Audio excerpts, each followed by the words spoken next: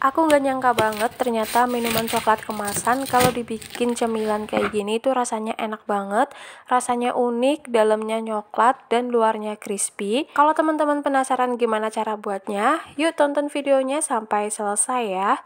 Pertama siapkan loyang. Di sini aku pakai loyang ukuran 23 kali 10 kali 4. Kalau teman-teman nggak ada loyang ukuran ini, kalian boleh pakai ukuran loyang apa aja.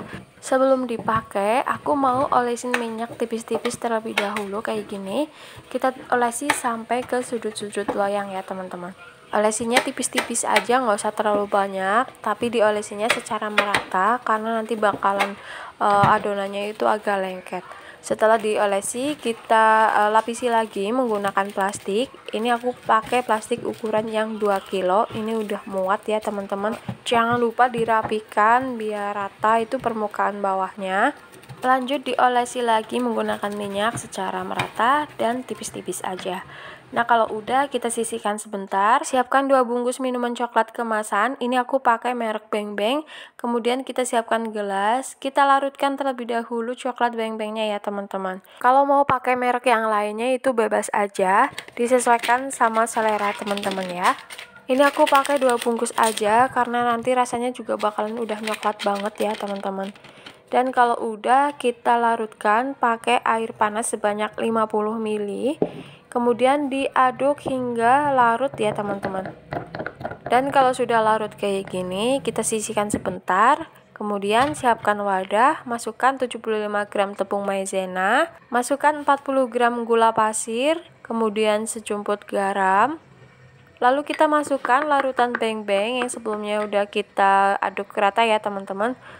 Dimasukkan semuanya sampai tidak ada yang tersisa. Kemudian siapkan air biasa sebanyak 450 ml. Ini aku larutkan dulu ke dalam gelas yang masih banyak sisa larutan Beng Bengnya. Diaduk-aduk biar nanti larutan Beng Bengnya itu kepakai semua ya teman-teman. Nah buat teman-teman yang baru mampir di channel aku, jangan lupa tekan like, komen, subscribe-nya biar aku makin semangat membuat konten lainnya ya. Kalau udah, terima kasih. Setelah airnya sudah masuk semua, lanjut kita aduk-aduk hingga tercampur rata dan larut. Lanjut kita masak menggunakan api sedang cenderung kecil. Kita aduk-aduk terus sampai larutannya itu menggumpal. Dan kalau udah menggumpal kayak gini, jangan ditinggal ya teman-teman. Diaduk-aduk terus sampai benar-benar menggumpal semua dan bentuknya kayak dodol kayak gini ya. Dan kalau udah mendidih, kita matikan api kompornya, kemudian kita pindahkan ke dalam loyang. Masukkan semua adonan ke dalam loyang sampai rata, sampai tidak ada yang tersisa ya teman-teman. Dan sesekali diratakan atau dirapihkan biar nanti hasilnya itu benar-benar rapi dan nggak ada yang menggumpal-gumpal.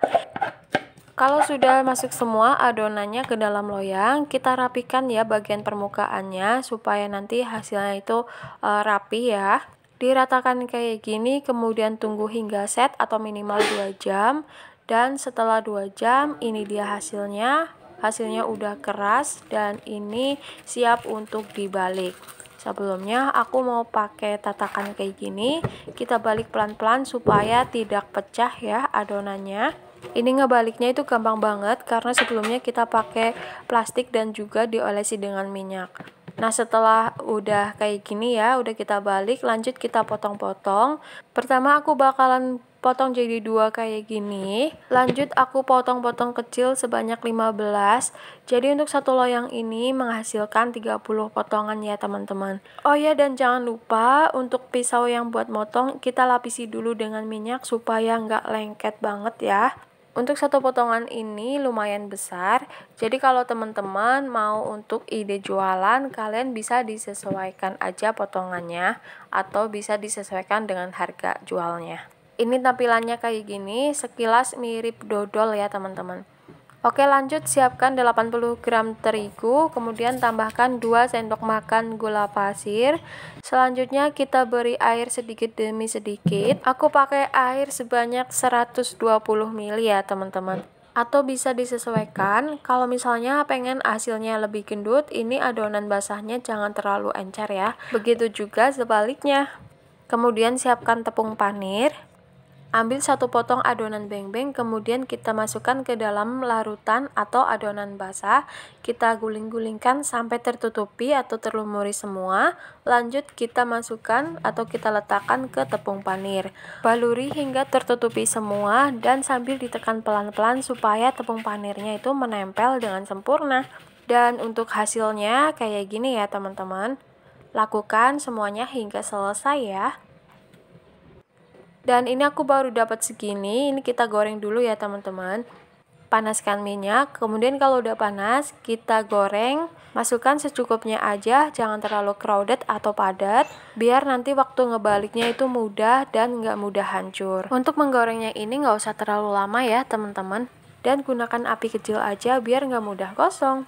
Dan jangan lupa dibalik biar matangnya merata. Untuk ngebaliknya itu pelan-pelan aja biar bentuknya nggak rusak ya. Ini benar di luar dugaanku banget karena selama ini Choco Drink itu taunya untuk diminum aja atau dibikin brownies. Tetapi setelah aku bikin kayak gini, rasanya itu benar-benar unik dan enak banget. Dan ini kalau sudah warnanya kecoklatan, ini bisa diangkat ya, kemudian tiriskan. Setelah itu kita lanjut goreng semuanya hingga selesai. Nah ini dia, coklat beng-beng gorengnya sudah jadi. Ini bisa untuk ide jualan terbaru atau sekedar untuk temen ngemil saat nyantai. Oke, terima kasih yang sudah menonton. Selamat mencoba dan semoga bermanfaat ya. Jika kalian suka resep ini, silahkan share ke media sosial kalian.